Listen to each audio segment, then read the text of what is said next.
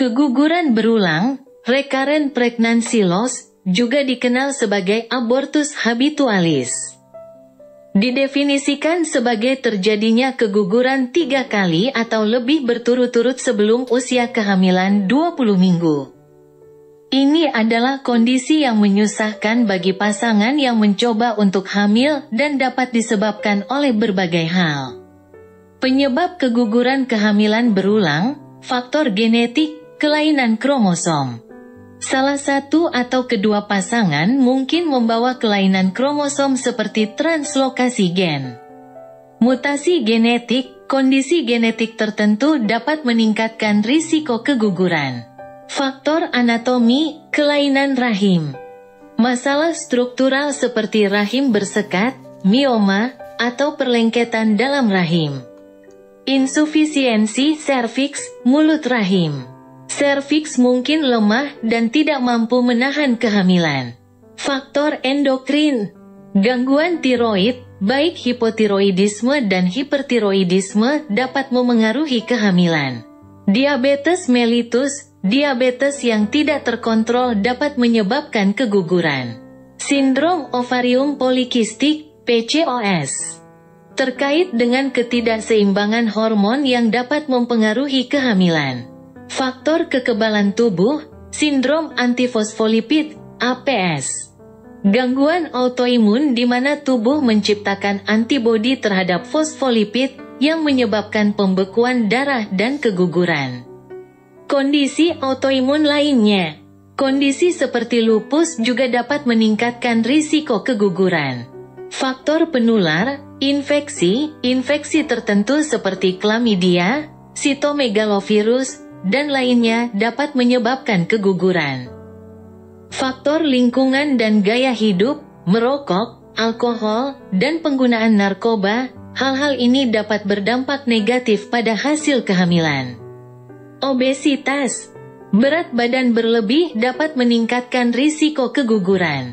Gangguan trombofilik, gangguan pembekuan darah yang diwarisi atau didapat, kondisi seperti mutasi faktor 5 Leiden, mutasi gen protrombin, dan lainnya dapat menyebabkan keguguran berulang. Diagnosa, riwayat kesehatan dan pemeriksaan fisik, riwayat rincin kehamilan dan hasil sebelumnya. Riwayat keluarga dengan kelainan genetik.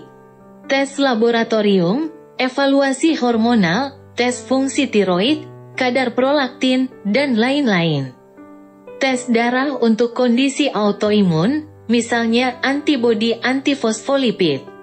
Pengujian genetik, kariotip kedua pasangan.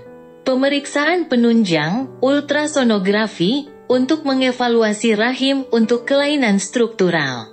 Histerosalpingografi, HSG. Prosedur ronsen untuk memeriksa rahim dan saluran tuba. Pencitraan resonansi magnetik, MRI. Terkadang digunakan untuk pencitraan detail. Tes lainnya, biopsi endometrium. Untuk memeriksa penerimaan endometrium. Analisis spermatozoa, untuk mengevaluasi infertilitas faktor pria. Tata laksana, konseling dan pengujian genetik, untuk pasangan dengan kelainan kromosom. Intervensi bedah, untuk memperbaiki masalah anatomi seperti septum uterus atau mioma. Tindakan medis, terapi hormon, untuk mengatasi disfungsi tiroid, cacat fase luteal, DEL. Antikoagulan. Bagi mereka yang menderita sindrom antifosfolipid atau kelainan trombofilik, misalnya heparin, aspirin dosis rendah. Modifikasi gaya hidup, mendorong gaya hidup sehat, pengelolaan berat badan. Berhenti merokok dan penggunaan alkohol. Imunoterapi, untuk penyebab keguguran berulang yang berhubungan dengan kekebalan tubuh. Dukungan psikologis. Konseling dan kelompok dukungan sangat penting untuk membantu pasangan mengatasi tekanan emosional akibat keguguran yang berulang. Kesimpulan, keguguran berulang merupakan kondisi kompleks dengan penyebab multifaktorial. Evaluasi menyeluruh dan rencana perawatan yang dipersonalisasi sangat penting untuk meningkatkan peluang keberhasilan kehamilan. Kolaborasi antara dokter spesialis kebidanan, genetika, endokrinologi, imunologi, dan spesialis lainnya seringkali diperlukan untuk memberikan perawatan yang komprehensif.